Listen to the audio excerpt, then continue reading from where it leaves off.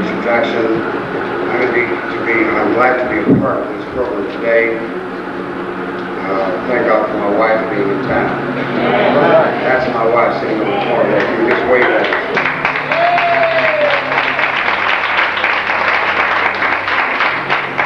That's one of the reasons that I'm yet standing, is because I have a wife like Brenda.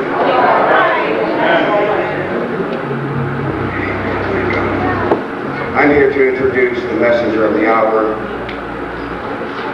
Minister Phillip Guyton, a young man that came to my church a little more than a year ago.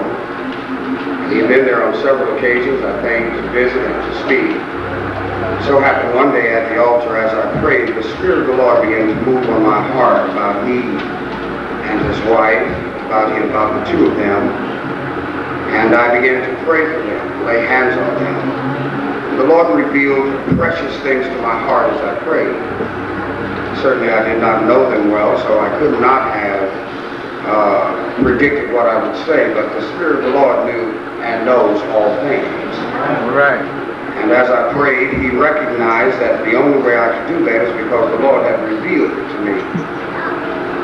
From that day, in recognizing that God had touched this man of God, he and I have been together as brothers, and he serves as the armor bearer of my pastoral care group. He's a man that's full of humility and the love of God. He's married to Belinda Guyton. Stand up, Sister Belinda. Amen. She wanted to surprise him by being here. She came in this morning, and she knocked on his room door, and certainly it frightened him. He was not sure who might be coming. So he cracked the door rather than opening it. When he looked out, he saw Belinda, and the dam broke. This man cried. He didn't know she was coming. On Sunday, they would have been married, they will be married 12 years.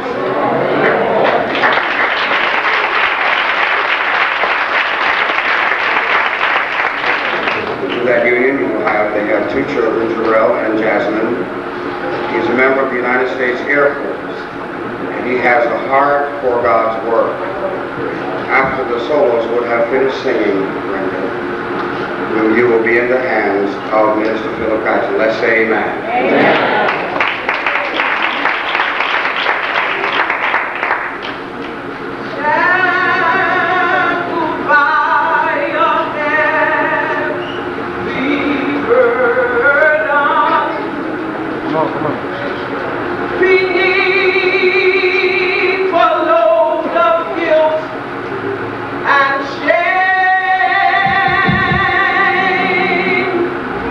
There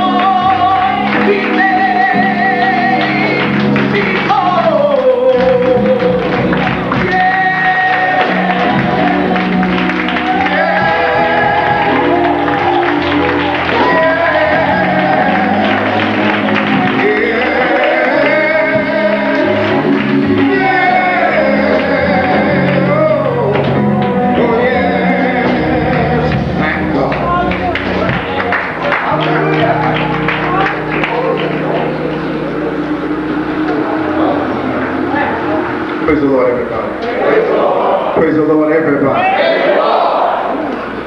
You are a little quiet here today. I want you all to just stand up. I know all the songs have gone forth. And because the Lord has touched you. How many was in the prayer this morning? Did the Lord touch you? Yes, he did. Hallelujah.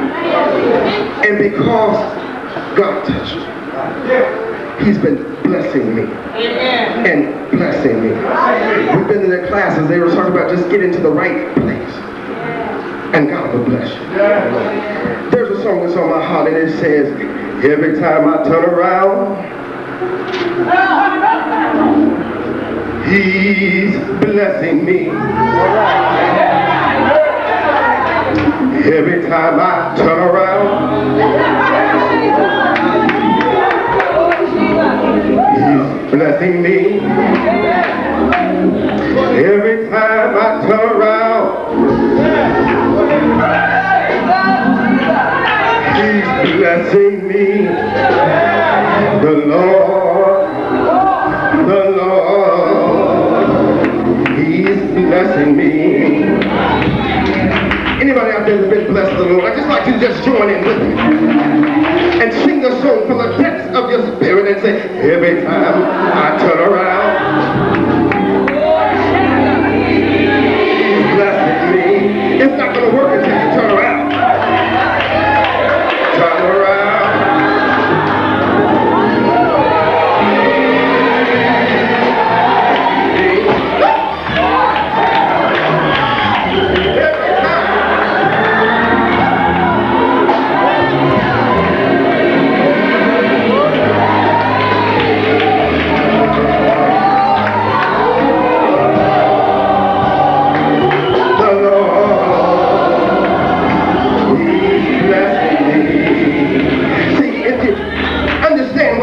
If you get into the right place, that's what I heard in one of the lessons. If you get into the right place, Bishop McCall, you don't have to do anything. You can just turn around and see the blessings of the Lord. Come on, one more time. Every time.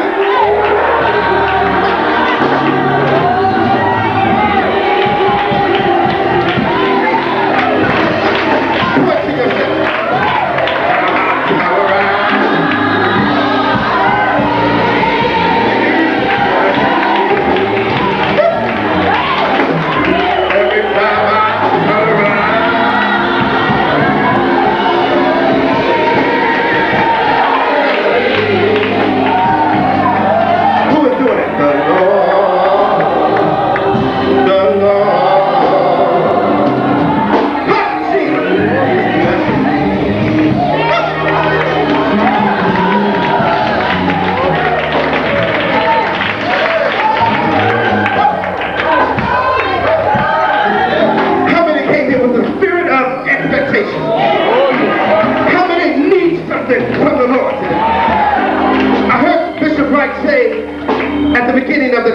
He said, how many went through something to get here? I like to ask the same question. How many of you went through something to get here? Now wait a minute. Let me qualify my question. I'm not talking about the problems that you may or you may not get off the job. I'm not talking about the financial burden that you may be experiencing. Neither am I talking about some of the problems with the job. I mean, with the cars and things like that. I'm not talking about that. But I'm talking about the storms. The mountains and the valleys that you had to go through just to get here. Not just the convocation, but here in Jesus.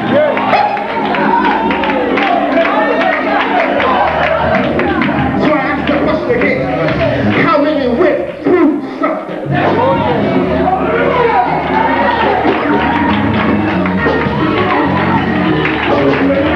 To get here.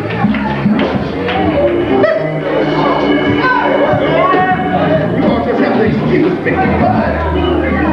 Because the Lord is blessed.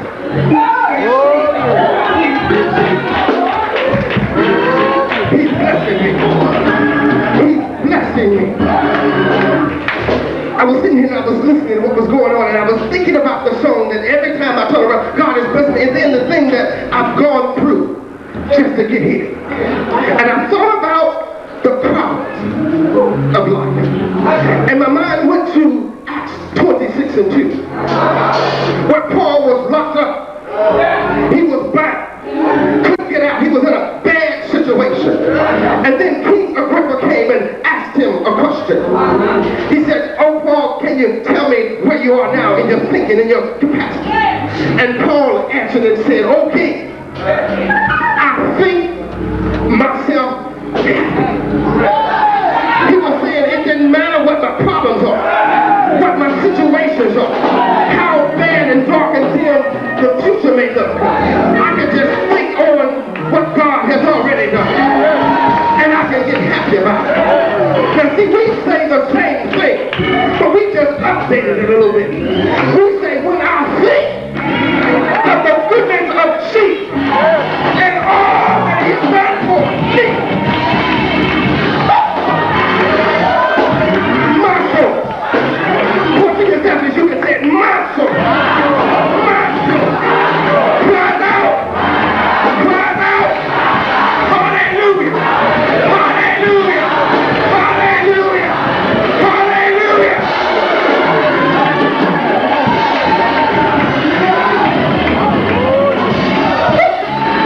I feel the presence of the Lord. I feel the presence of the Lord. I feel Him moving. Hallelujah. Hallelujah. Hallelujah. Take your seats if you can. Didn't feel like that until I came into the prayer this morning. God spoke to me and said, "Biblical House, this is your time now. Your time has come." Hallelujah. Hallelujah. I thank the Lord for Sister Creek this morning in the prayer. Let's say amen for her. Hallelujah. Hallelujah. We give honor to God this morning, who's the head of our life, to our national presiding bishop, Bishop Gary Wright, to the first and second assistants, the first, my pastor, Bishop Leroy Middleton Jr., to the second Bishop Randolph, to the Board of Bishops, to the Convocation Committee, and everyone that is here. Honor to the wives, respectively, our First Lady of the Nation, my First Lady. We call her Lady Brenda, because she's a woman of her own right. We give special honor, double honor, to the first Lady.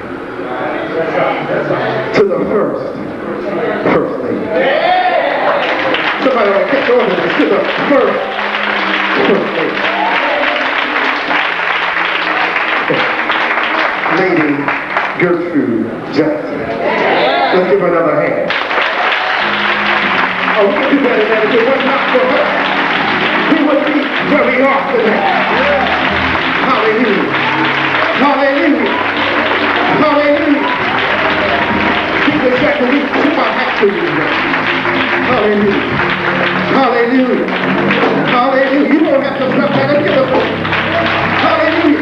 The word says give honor to whom honor is due. She's due great honor.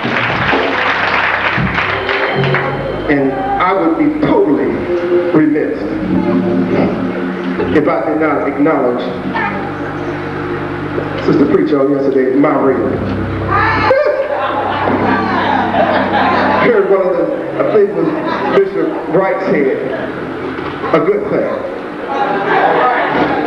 Well, I want to let you know that's my good thing right over there. Shut up, baby. Let's say amen. I was talking to the pastor earlier, and he was telling me that he knew ahead of time that she was going to be here. And I asked him, I kind of looked at him like, well, why didn't you say anything? He said, I could keep a secret. So then I felt okay to tell him that I cried when I saw him. And then he dispelled that point because he came out and told me. But I love it. It covers a multitude. Hallelujah. I feel all right today. I came to bless and magnify the name of the Lord. This is not a sad occasion. We come to pay honor to a great man.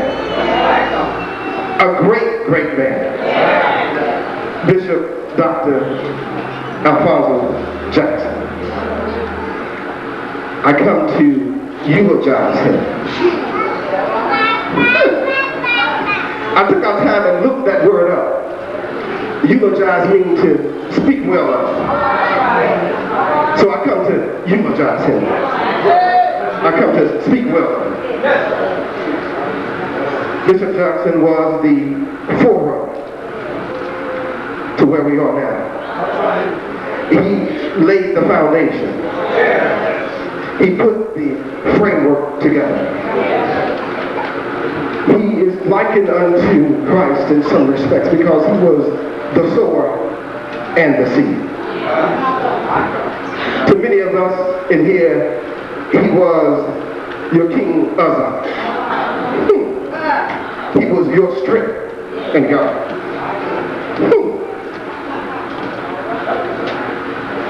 He reigned righteously.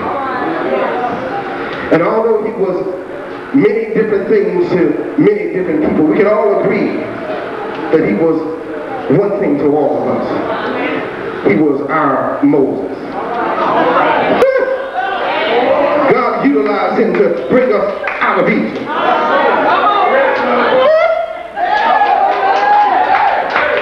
I know I'm right there. I feel the presence of the Lord. And we are not at the pivotal point here. We are entering into the promised land.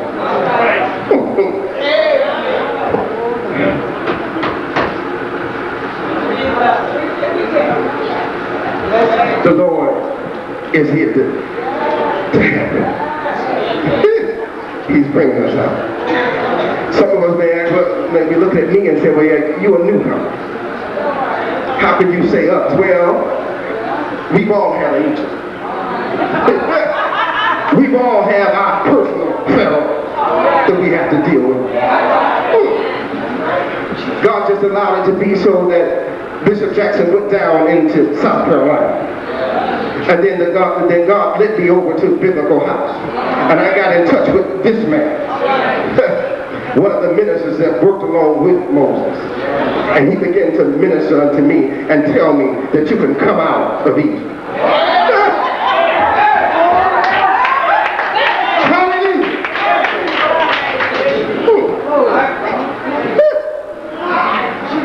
How many can say that with the help of the Lord,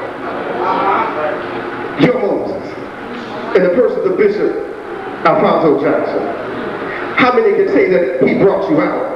All right. Hallelujah. Turn with me quickly. Two passages of scripture.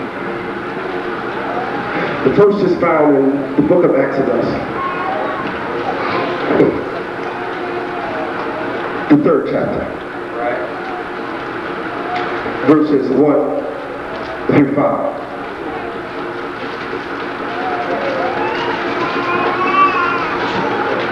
The second is the book of Joshua, the 1st chapter, verses 1 and 2. When you get it, say amen.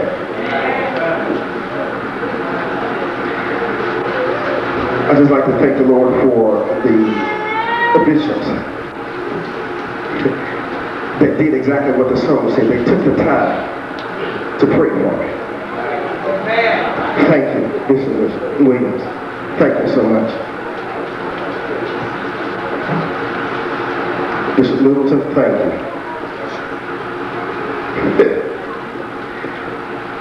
And thank you so much. I appreciate it. I thank the Lord for this opportunity.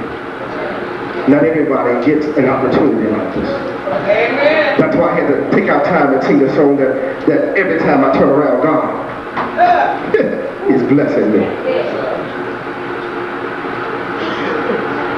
Exodus, the 3rd chapter, verses 1 through 5. It says, Now Moses kept the flock of Jethro, his father-in-law, the priest of Midian.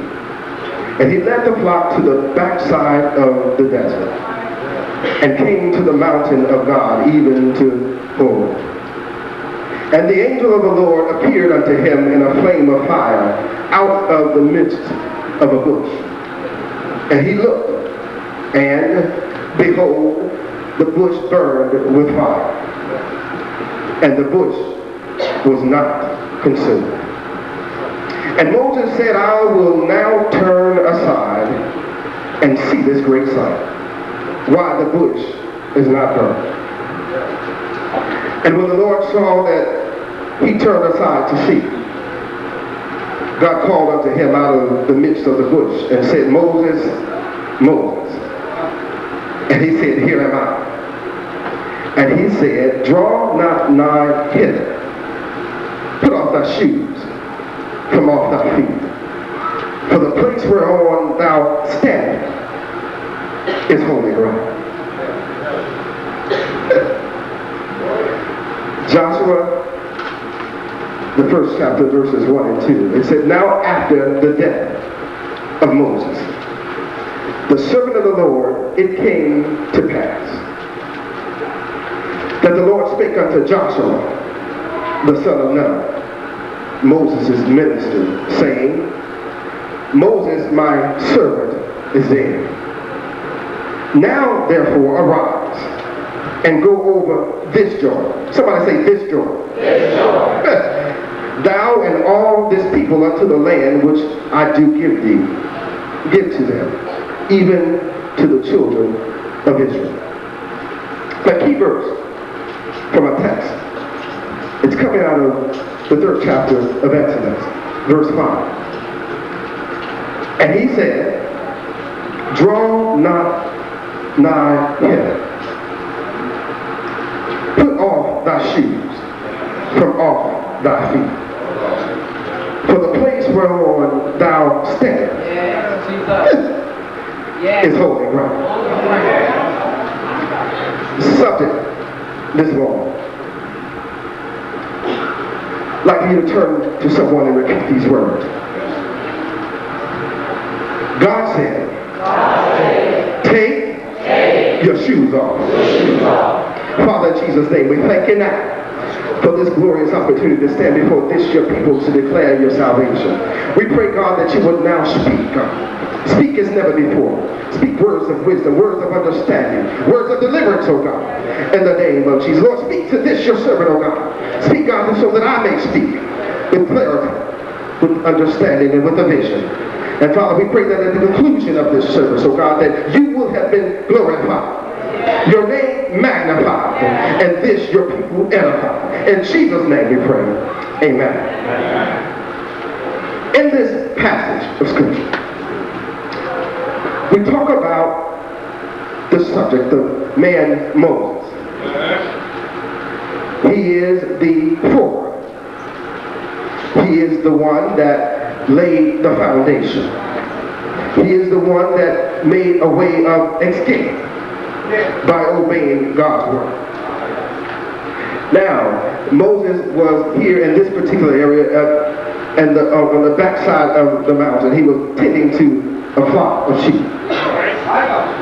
He was by himself. He was in a position where there were no disturbances. He was by himself. But look, I don't want to go too far ahead of myself, but the Lord is backing me up. There's another passage of Scripture that I must go to. Romans 10 and 15. Bishop Lewinson read it. And I thank the Lord for the unity of the Spirit, because God has just taken me right back there. You don't even have to church, but I'll just read it. It said, and how shall they preach except they be sent. As it is written, how beautiful are the feet of them that preach the gospel of peace and bring glad tidings of good things. In this passage, it talks about the feet being beautiful, being something that's worthy of honor. And as I think about it, I thought about Bishop Jackson. The thing that affected him and brought about the demise of his life was the affliction of his feet. I remember in the eulogy that Bishop Washington so eloquently gave, he said that Bishop Jackson would always say that he just wanted one more time to put his shoes back on. But you got to understand that God said, take your shoes off. Now, let me tell you that the feet, or a God-given method or mode for getting from one place to another. They are the vehicle of transportation. They allow us to travel to and fro. They allow Bishop Jackson to come and go as he pleased. They carried him throughout North and South Carolina. They took him down into Florida. They took him all around to the other north parts. And he went in and out. And he was laying the foundation. He was planting seeds here and there. He distributed love all around. It was his feet that took him there. Now, let us look at this man, Moses. There are some similarities between Moses of the Bible and the Moses of biblical house. There are some similarities. The Bible Moses was born during the time that there was a new king. A new king had come. A new Pharaoh was in town. This was after the death of Joseph. So this king didn't know about the visions that Joseph gave. He didn't know about the prophetic word. Nor did he know about the dream of the famine in the land. He did not know of Joseph's righteous government.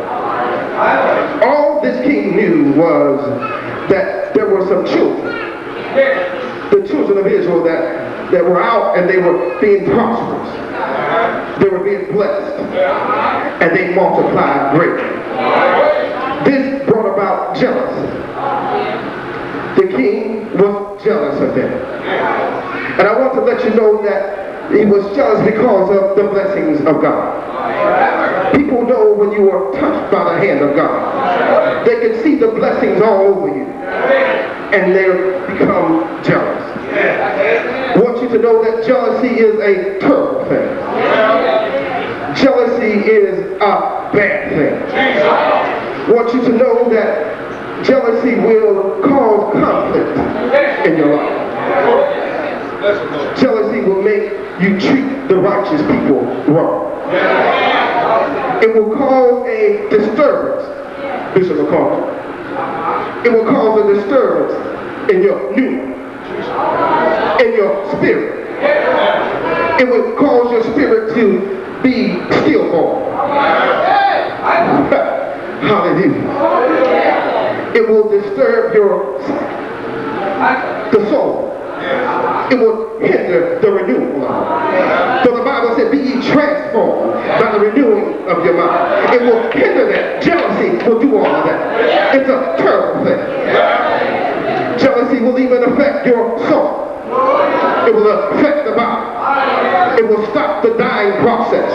The mortification of this body will be hindered. Jealousy does all of that. Bishop Milton Sr., jealousy has its effects on the 4 Ds. Yes, it does. It has its effect. Jealousy will compromise your decision. Hallelujah. Yes, it will. It will cause your desires to waver. It will challenge your dedication. Yes, it will. And finally, it will weaken your determination. I tell you, jealousy is a terrible thing. So bad until it affected Pharaoh, and Pharaoh decided that, look, I've got to set up something to cause the demise in the children of Israel. He understood that they were multiplying and they were being prosperous in the Lord. And so he said, look, we're going to have to deal wisely with this. We're going to have to sit down and have a counseling session to try to figure out how we can overthrow it. So he said, look, let's deal with it this way. Let's get rid of them. Let's get rid of their strength. We found out in the women's day that the men are supposed to be, amen, the strength of the woman, the strength of the family. Bishop Wright talked about the family, but the man is supposed to be the strength of the family. So what Pharaoh decided to do was to do away with the strength. He put heavy taskmasters on. He will wear you down, cause you to work and work and work, and never get any type of benefit. So he decreed to kill off the strength. I told you there were some similarities between this Moses in the Bible and the Moses in biblical house. Don't even want to go there. You all just think to yourself. And so Pharaoh commanded all the Hebrew males, the men, to be cast into the river. This was the time that Moses was born. Moses' mother, being a Hebrew woman, she feared God. And she decided that she was going to save her son. But then she came to the understanding that she could only do so much. She kept him for as long as she could. She kept him for about 3 months. And at the time when she figured out that she couldn't do anything else for him, she placed him in the basket and put him off into the river. See, she had to do things according to the law. She wanted to be obedient. So just in case if someone asked her, she said, yes, I put him into the river. But she put a protection around him. Hallelujah. I just want to give a word. There's been a lot of talk about the children being chaotic and going off at the hotels. But see, parents, I want to let you know that when you cannot do anything, when you go as far as you can, put them in the hands of God. And God will work out the situation. So Moses' mother put him in the hands of God. They put him in a basket and put him into the river. Now it was interesting to me that nothing happened to Moses while he was in the basket. Not only that, the basket was in the river. It didn't turn over. It didn't let water seep in. He didn't drown in the basket. Come to tell you that when you allow God to get into your basket, He'll take you through the river. He won't let it overcome you.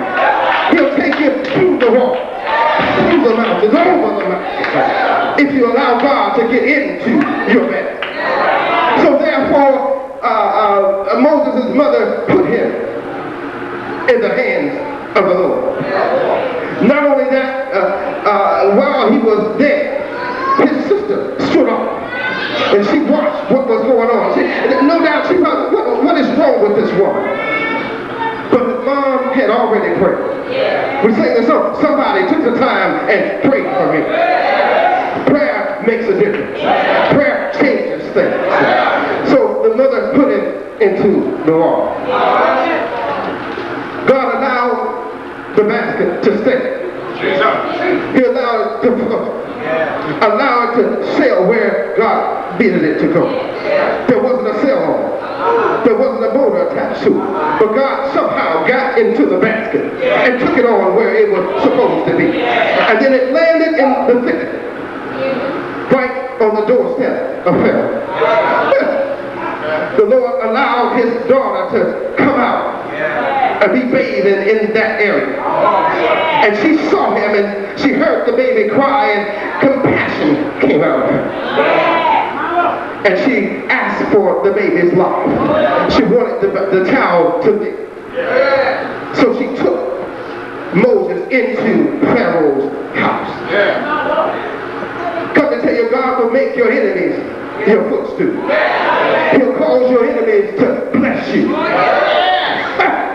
but you got to be in the right place. You got to allow him to be in your back. God will cause your enemies to bless you. So here Moses, he grows up in Pharaoh's house. He learned how to deal with the people. He got to know them. The Bible says, know them that labor among you. Do you all see any similarities between the Moses in the Bible and the Moses of biblical house? So while Moses was living in Pharaoh's house, Moses saw the unjust burden of God's people, of his brethren. You see, Moses had a relationship with the Hebrews. And whenever you have a relationship with someone, it encompasses your entire being. And it has its effects. It affects your family environment. It affects your social environment. It affects your spiritual environment when you get into a relationship. And if there's love in their relationship, it will cause you to hurt yourself. If you don't believe it, look up John 3:16, because it said, for God so loved the world that he gave his own begotten son. He didn't have to do it, but he loved us so much that he went to Calvary's cross and he died. He hurt himself because of the love. Love is active in a relationship. It will cause you to do something.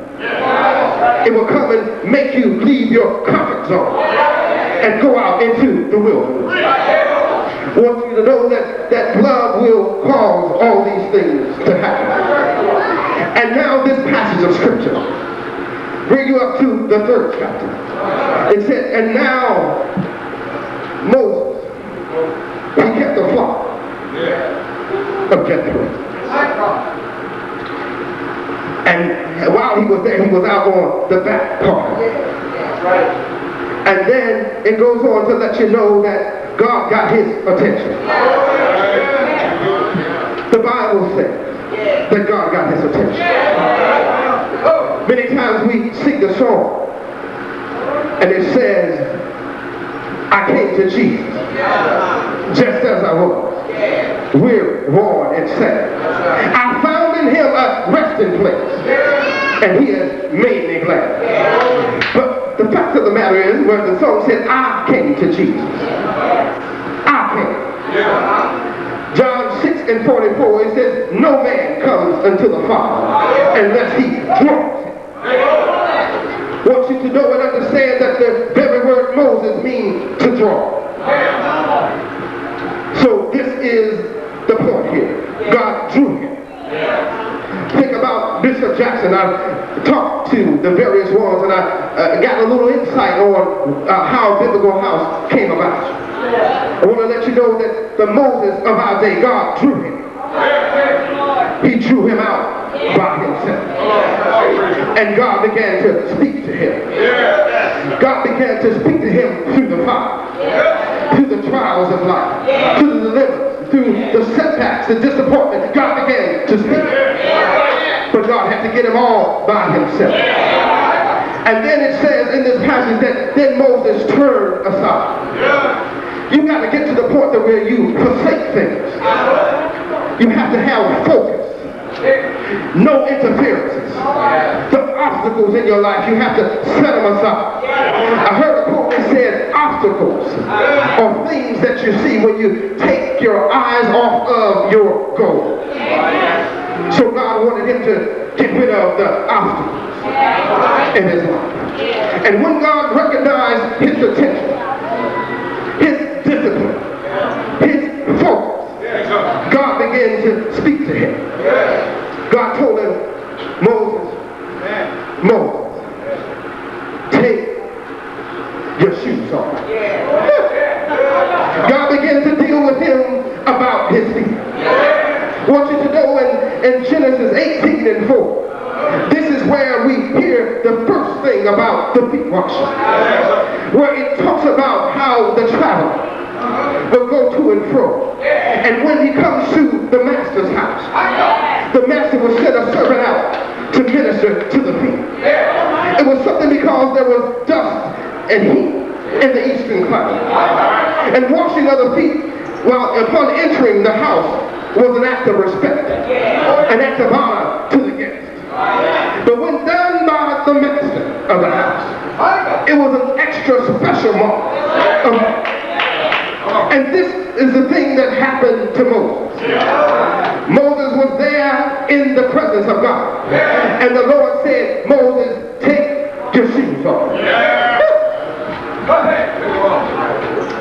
Hallelujah. Moses said, take your shoes off. What he was letting Moses know is that I have respect for you. I have honor for you, Moses. Moses, you are safe here on this holy ground. Moses, it is all right to take off the things that have protected you.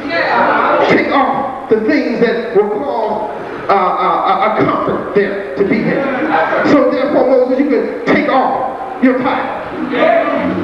Take off your position. Take off your social environment. Take it off, Moses. Everything that is a hindrance to the establishing of a relationship between your God. Hallelujah. Moses, you got to take it off. Moses, take your shoes off. God was letting him know that, Moses, I wanted to get involved with you. I wanted to encompass your life. I wanted to establish, Moses, a relationship. Moses, I'll take it a little bit further. I want to get a little bit intimate with you. So Moses, therefore, I want you to strip. Moses, I want you to become naked and not ashamed. Moses, take your shoes off. I want to be intimate, Moses. I want to love you while you're loving me. Take your shoes off. He went on to say, Moses, that you're on holy ground. It's all right. It's all right. And when he had his shoes off, God began to minister to him and began to let him know who he was and what God had, what plan God had for him, what purpose that God had for his life. And what the Lord told him is that, look, I want you to go back to Pharaoh's house. I want you to go back into Egypt. And I got a message for you, Moses. I want you to go and tell Pharaoh to let my people go. So Moses began to ponder this thing, and he began to think about it. And you know, Moses had a little problem there. He had a little speech impediment. He had a little stammering of the lips. He kind of felt, well, Lord, I can't do this thing. I don't speak well. Lord, did you make a mistake or something? Is there anybody else? Yes, sir. Lord, I don't want this thing to befall me.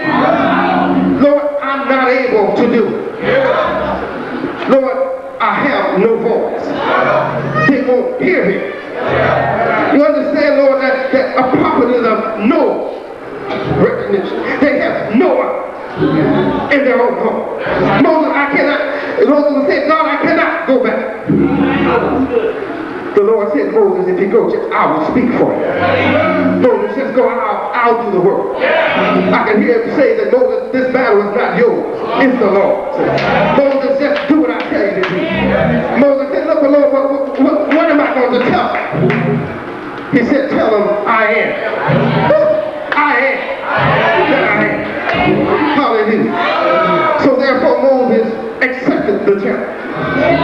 Moses went on. We all know the story. He went back into Pharaoh's camp. He went back into the house and told Pharaoh exactly what the Lord said. He told Pharaoh that God said, let my people go. And then Moses began to let Pharaoh know that if he did not, that a number of plagues was going to come upon him. That God was going to put his hand out against him. But Pharaoh did not want to receive it. He rejected Moses and told Moses, look, you can go on with that stuff. I have things here that will match what you can do. So Moses, that means absolutely nothing to me. But God was all in the plan. He began to harden the heart of Pharaoh. God will harden your heart just to prove himself. So God got into that situation and he began to harden the heart of Pharaoh. He wanted to prove himself. Later on you find out Pharaoh allowed them to go. They left Egypt. They crossed the Red Sea. I want you to understand and know that sometimes you may have a Red Sea in front of you. There may be mountains on the side and your Pharaoh in the back of you. Only thing you have to do is lift the rod. What am I talking about? The rod of the word.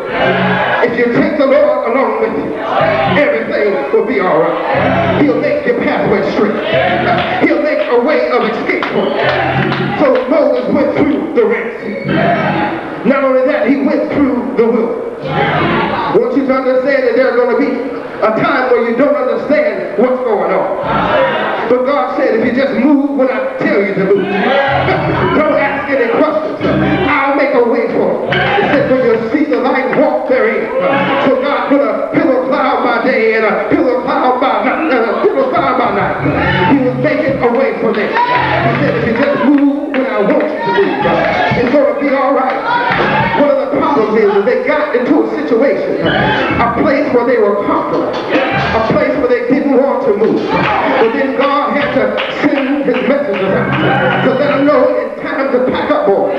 You got to move from this place. I got to take you to a different level. And I understand and found out that whenever God bless you, there's going to be a devil that's coming after you. You're going to have some highs and you're going to have some lows. But if you just stay with the Lord, you're going to make it to your promised land. God said that I will take you through this thing. So therefore they went through, and everything was going all right. They went through the wilderness, and they began to come out of the wilderness, and things was going all right. And God was blessing them on every side. But while in the wilderness, amnesia set in. They forgot where God brought them from. They forgot who they were. They forgot how they were bound and how they were going through all the traumatic things back in Egypt. You know, sometimes Satan will come and tell you that over here is not all that. You need to look out into the world and remember when you were out on the dance floor. Remember when you could get with Johnny and Jane and do whatever you want to do. Remember when you could smoke your cigarettes. Remember when you could take a drink when you want to. That was the good times. Come on and remember that. But that is spiritual amnesia. That is a lie from the pits of hell. Only thing you have to do is just stay in the presence of God. And God will take you to your promise. So spiritual amnesia. They forgot. Not only that, complacency. You know, after a while when you get to be blessed so much, the blessing becomes a little thing because you expect it. You get to the place where I am. I'm supposed to be. Because my father was, or my mother was. I am. I'm somebody in this place. But I serve notice on that God said you can be replaced. Your complacency is not one. Your complacency is not one. The Lord said that all the glory is mine. And I'm not going to settle for anything less. So if you're going to be with me, you got to praise me. You got to remember where I brought you from. Not only that, when complacency set in, and that amnesia set in, it brought about a spirit of despondency. No praise went forth. No adoration. No hallelujah. No Lord be praised. Hallelujah. Nothing went forth. Hallelujah. Nobody said, Lord, I surrender. Hallelujah. Hallelujah. And then the complaints started coming. See, when you take your eyes off your goal, you begin to see obstacles. They said, look, we're out here, and we got just a little bit of dust that breathes. There's something they call, man, I don't know what it is. It's called what is it? They said, I remember when we could eat the garden. We got things to play. We didn't have to wait from day to day to day. It was just their fault. So they began to complain. While they're in the wilderness. Some people that were with them didn't make it. They died off. The people were not supported anymore. But God brought them out. Look back in retrospect. There's still some similarities. No doubt there are some people that started with biblical house that are not here today. Somehow or another, amnesia setting, complacency setting, despondency setting, the complaint setting, and they died off. If you all pray with me a little bit, I'm going to make it through. But in the midst of all of it, in the midst of all the blessings, something happened. Moses began to die. Moses was called to take his shoes off. I want you to understand that taking your shoes off allows you to get close to God. Taking your shoes off allows you to get into a realm in God that not everybody gets to. For shoes are insulated. They protect. They protect you from the unexpected. They don't allow the true connection of the friction to take place. They hinder contact. But God is saying, take your shoes off. Hallelujah. Hallelujah. God said, take your shoes off. So therefore, they were in this situation. And they had to deal with it. The people were there in the situation. Moses was not. I can imagine that somewhere along the line, in the course of his life, Moses assembled his ministers together. And he began to minister to them. He began to talk to them. As the Spirit of God gave him up, he began to let them know that they don't need to cry about this thing.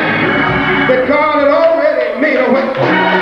God had already told them that there was going to be a promised land filled with milk and honey. You're going to be able to eat, sister. Late drinking. You're going to be able to eat off the fatness of the land. You're going to be able to go into the areas where your high places will be brought back. Hallelujah. God had already made a vow to them. Already told them that that was going to happen. Already entered into a covenant. And told them not to worry about it. So I can imagine Moses assembling the ministers together. Something like what Bishop Jackson did. He called them all together. It may not be a verbal call, but in his spirit, he called them together. And he said, according to Bishop Washington, Bishop Jackson let them know, I'm all right. Don't worry about me. I'm all right. And I can hear 2 Timothy, the 4th chapter, verses 6 through 8, where it said, for I am now ready to be offered, for the time of my departure is at hand. He said, I have fought a good fight. I have finished my course.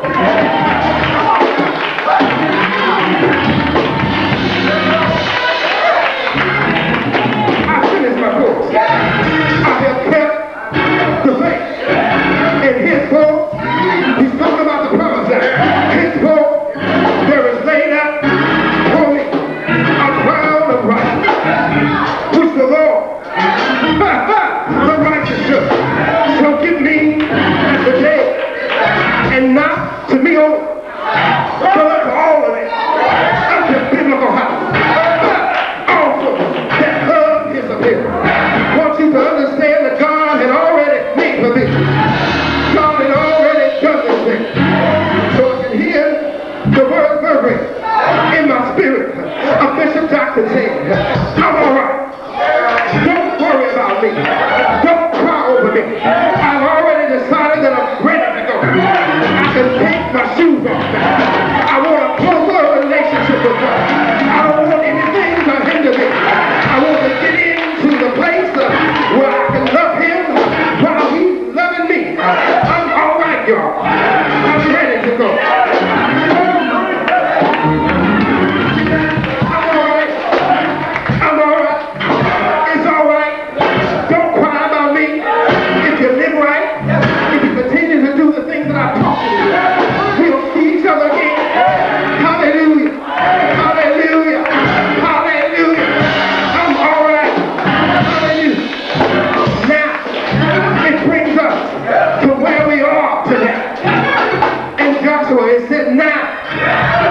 after the death of Moses, the servant of the Lord, it came to pass that the Lord spake unto Joshua, that the Lord spake unto Christ, that the Lord spake unto this thing, and said that he was one of the ministers, that he was one of the ones that served, that he was one of the ones that heard about the promise, was there when God gave the promise.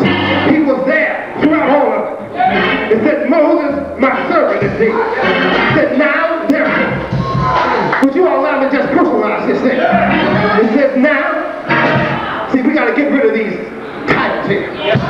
Bishop, if you don't mind, I'm just going to use your name. It said, now, Gary, arise and go over this shore, thou and all the people, unto the land which I do give unto them, to the children of Israel. You got to go a little bit further. It said, every place that the sole of your foot shall tread upon, I have given it unto you, as I have given to Bishop Jackson for the wilderness and this Lebanon, even unto the great rivers, the rivers Euphrates, and all the land of the Hittites, and unto the great sea towards the going down of the sun, shall be your coast. There shall not be any man, there shall not be any man, nobody is going to be able to stand before thee all the days of thy life. This is right, as long as you live. God said, I will be your God, if you will be my Lord, if you will be my Joshua, if you will be my man. God said, I will be your God. I will work out your situation. I will make a way of escape for you. I will open up doors that was closed in your face. I will bring down the hot places. I will allow you to get in. I'll give you the key to the kingdom. I'll give you the key to the city. And go where you want to go. Wherever you lay your hand, wherever you put your foot, I'll give it to you. Want you to know God is speaking today. He said, build a house. If you follow the leader that I put before you, if you follow him, you could do great exploits. You could do great things. Hallelujah. Hallelujah. He said, from the going down. Hallelujah. God said he'll bless you. The coast shall be yours. There should not be any man able to stand before thee all the days of your life. And as I was with Moses, so will I be with thee. I will not fail thee. You don't have to have any second thoughts about it. I'm not going to fail. I'm able to perform that which I have started. I'm able to see you through. Nor will I forsake thee. So, Bishop Wright, be strong and of good courage. For unto this people shalt thou divide for an inheritance the land which I swear unto their fathers to give them.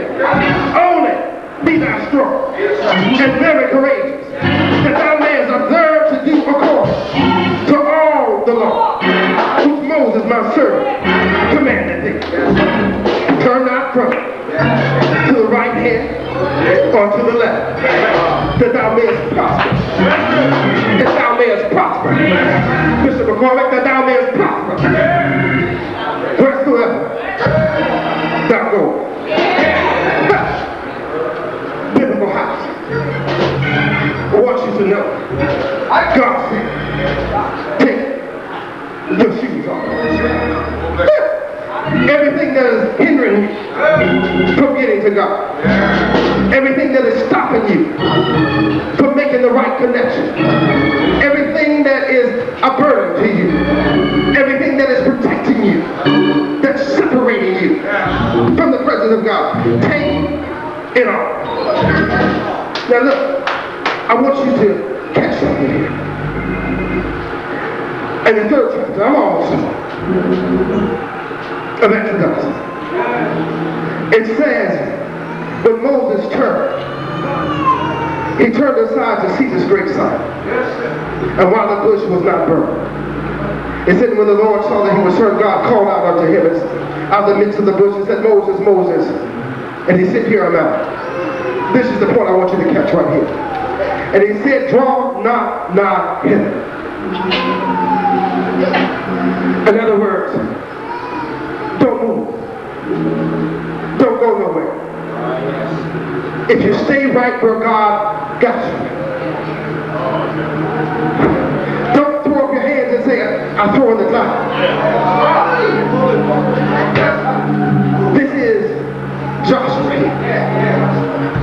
Don't say, well, Moses is dead. Don't say, well, we can't make it through another wilderness. Talk about it. Don't say that, what if we run into another Red Sea? What if there's another Pharaoh?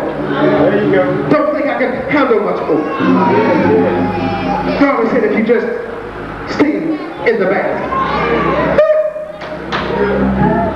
and allow me to get in the basket with you. See, you don't force yourself on anybody. That's right. You have to will yourself. That's right. If you allow me to do this. He said, I'll bless you. I will speak for you. I will do things that you know not of.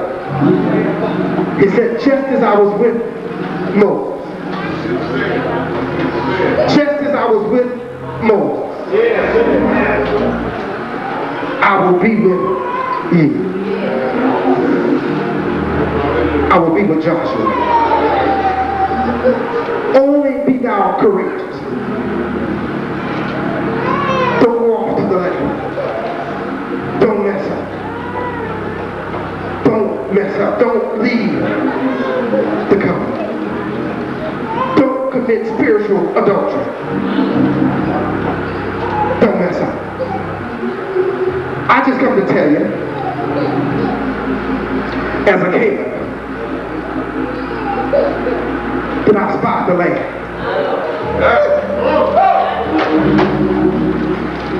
God has already allowed me to get a vision. Yes, there are some things out there, but we can overcome it.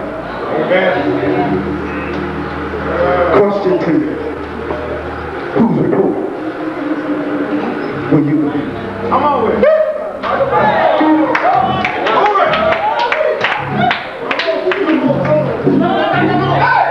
Hallelujah. Turn to someone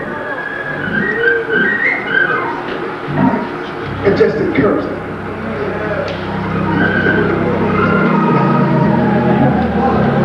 You don't even have to say it loud. I believe that the anointing of God is already in this place. It's breaking some yoke. He's destroying some yokes, some burdens. Some things have been lifted off the shoulders. You don't even have to say it loud. But if you just whisper in the spirit, whisper in their ear and say, God said, take your shoes off.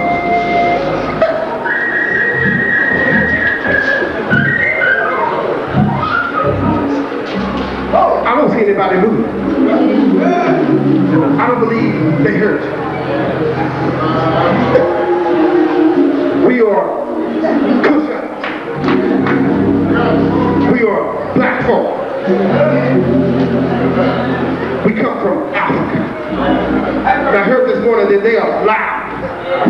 They praise God. So maybe we have a problem hearing the whisper.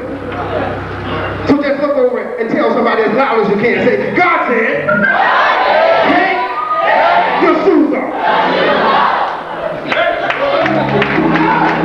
I still don't see it. See, somebody ought to be over here doing this.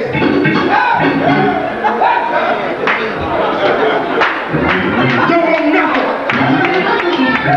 to come between you and God. Don't want no insulation. Don't want no hindrances. Y'all haven't called it yet? Stand on your feet. Maybe I can help you out a little bit.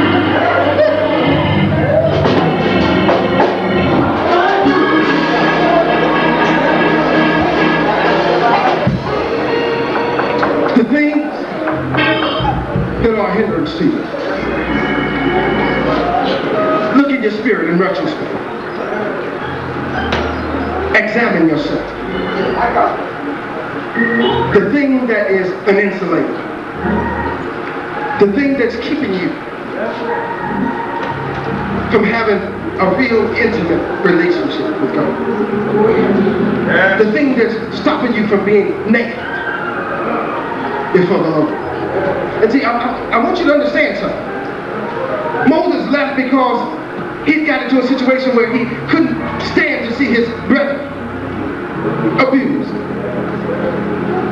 Found out that the word abuse is the combination of two words, abnormal and used.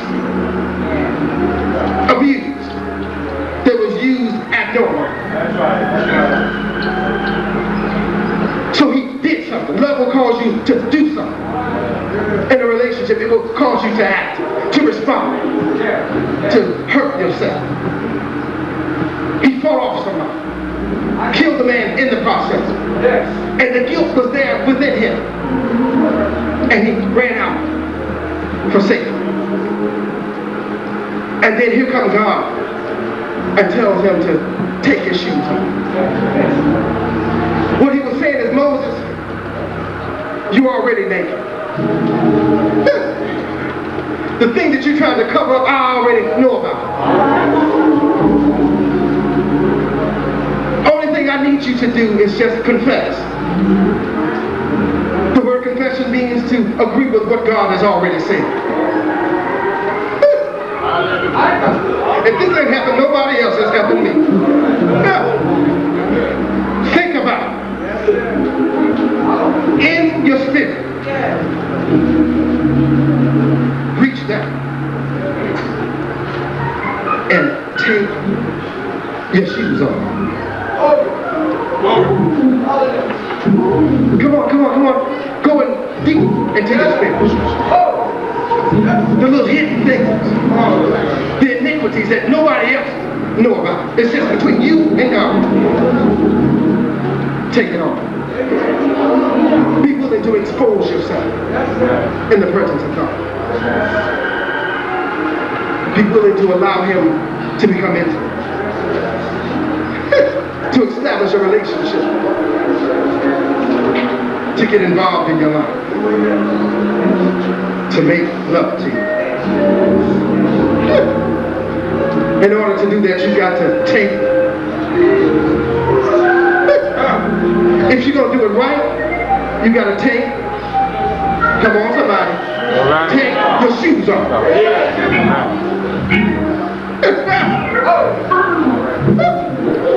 Did anybody catch that? If you're going to get into a relationship and do it right, your shoes are a hindrance. Take your shoes off.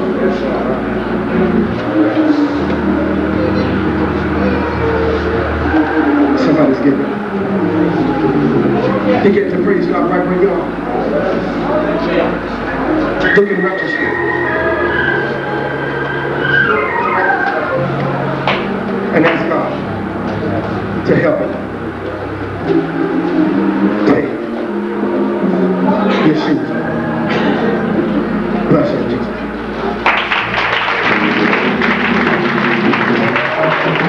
Remain on your feet. Remain on your feet. Hallelujah. Come on, give God some more praises. Hallelujah. Come on, some hallelujah. Glory. Thank you, Jesus. Take your shoes off. Symbolizes sanctification. When you begin to pull off, when you begin to undo, amen, you're allowing the Holy Ghost to move in. So many are hindered today. Some things may appear to be insignificant to others, but they may be important to you. And if it's hindering you, as the preacher said, you ought to just reach down, deep down. Take it off. And if I may, here's what we want you to do. is our altar call. Just turn to the person next to you and grab them by both hands. Or behind you, whatever. Yes. And I want you to pray. I want you to look at that person. And I want you to begin to pray for that person. And anything that might be a hindrance, just begin to pray right now. Open your mouth and begin to pray for that person right now. Hallelujah. Thank you, Jesus. God, we pray for their healing. God, we pray for their restoration. God, we pray for their deliverance. Oh, God, we pray for their complete cleansing. We pray for their complete sanctification. Oh, God, will you do it? God, will you do it? Will you do it? Will you do it? Will you do it, Lord? Oh, God, will you do it right now? Ah, yes, Lord. Thank you. Thank you. Ah, yes, Lord. You know what's the obstacle. You know what the hindrance is. Do it, God. Take the shoes off. Remove it, Lord. Yes, Lord. Yes, Lord. Thank you. Thank you. Thank you. Thank you. Thank you. Thank you. Thank you. Oh, begin to praise Him. Oh, come on, begin to praise Him. Hallelujah. All right.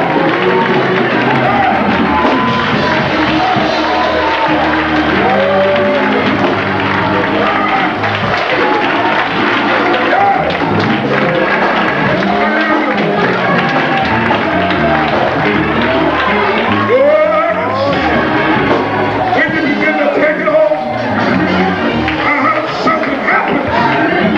There's a change. Yes.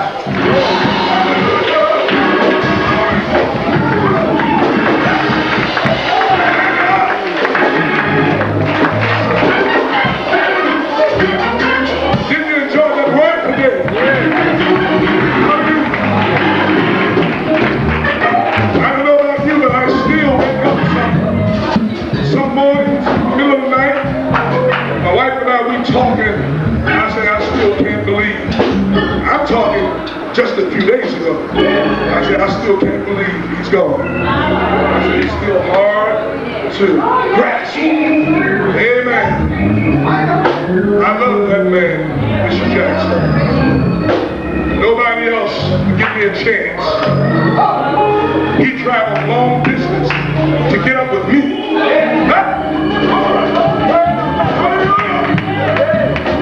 He said, Randolph, I've been looking for him.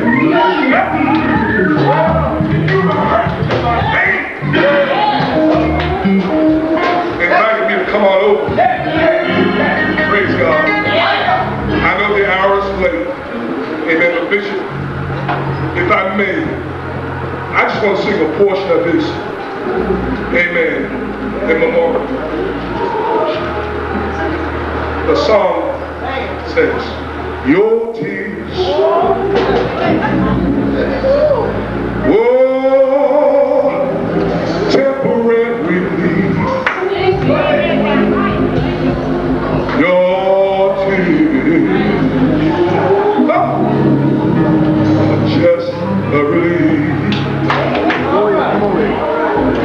for the pain, sorrow, and grief. Oh, your tears, oh, expressions that can't be controlled. Oh,